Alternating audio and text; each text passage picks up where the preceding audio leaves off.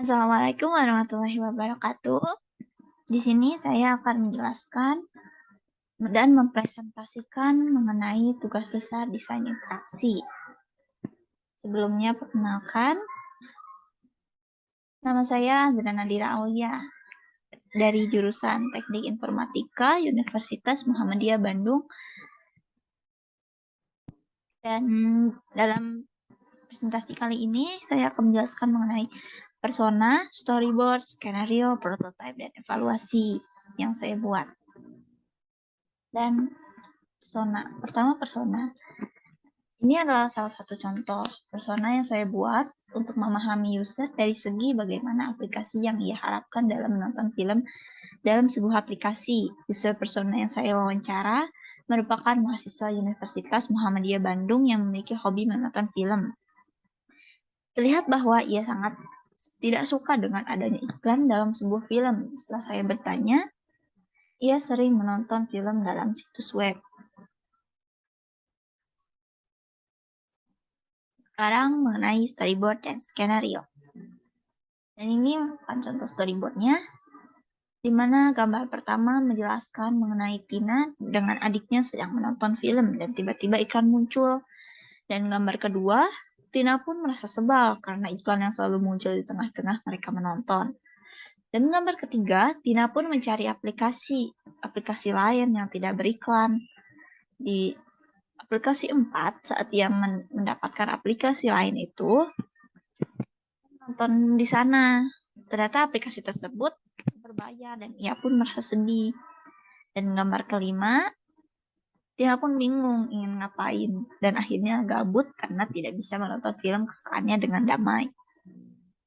Dan ini merupakan skenario yang hampir sama dengan storyboard tadi, di mana Tina merupakan seorang pelajar. Ia dan adiknya yang bernama Cia ingin menonton film yang baru saja dirilis kemarin.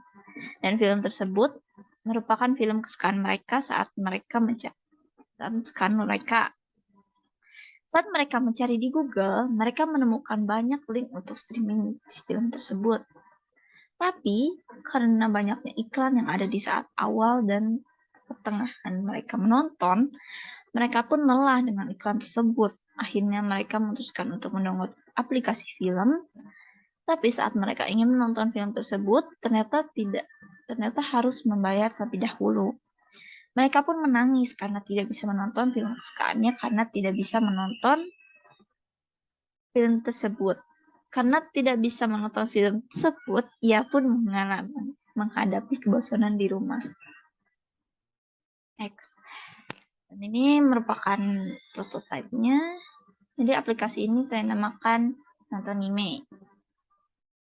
Yang nantinya mungkin aplikasi ini akan memenuhi kriteria user persona tadi. Evaluasi ini dilakukan dengan usability testing, di mana sebelum mengisi kuesioner, pengguna diminta untuk mensimulasikan penggunaan sistem menggunakan prototipe dan mengerjakan task yang diberikan, tanpa adanya arahan langkah-langkah kompleks dari UX researcher. Dan ini merupakan rata-rata waktu mereka mengerjakan task. Rata-rata tidak ada yang lebih dari 10 detik atau ya ada sih ini, tapi ini kurang dari 10 detik ya guys ya. Dan setelah dilakukan sistem usability tadi, pengujian usability dilanjutkan dengan menggunakan metode SUS atau System Usability Scale. Dilakukan pada tanggal 28 Juli 2022 dengan responden sebanyak 7 orang. Yang diantaranya ada 6 orang mahasiswa dan 1 pengusaha yang memiliki hobi menonton film.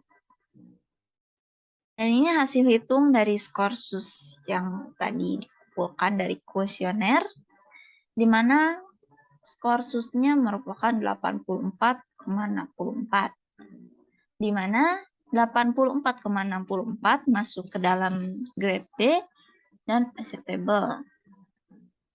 Dan ini merupakan hasil akhirnya, di mana skor SUS-nya 84,64, grade letternya B, adjective ratingnya 30,47%, mendekati excellent, dan accessibility rank-nya adalah acceptable. Dan kesimpulan dari beberapa langkah yang dijalankan pada proses kelengkapan desain interaksi ini, bahwa prototipe aplikasi untuk menonton film ini sudah termasuk layak dijadikan aplikasi, dilihat dari evaluasinya. Namun, jika dicocokkan dengan skenario dan personanya, aplikasi ini belum memenuhi ekspektasi user persona dikarenakan aplikasi ini masih dalam bentuk prototipe. Dan ini merupakan prototipe yang saya buat dengan judul Nonton Email. Dan ini tampilan pertama yang akan ditampilkan ketika masuk ke dalam aplikasi, di mana akan ditanyakan apakah Anda pengguna baru atau tidak. Jika iya, saya pengguna baru, maka akan muncul buat akun baru, di mana Anda dapat mengisi username, email, atau nomor telepon, dan password buat. Setelah buat, akan muncul di menu utama, di mana akan melihat jadwal film, menambah favorit, dan histori menonton kalian.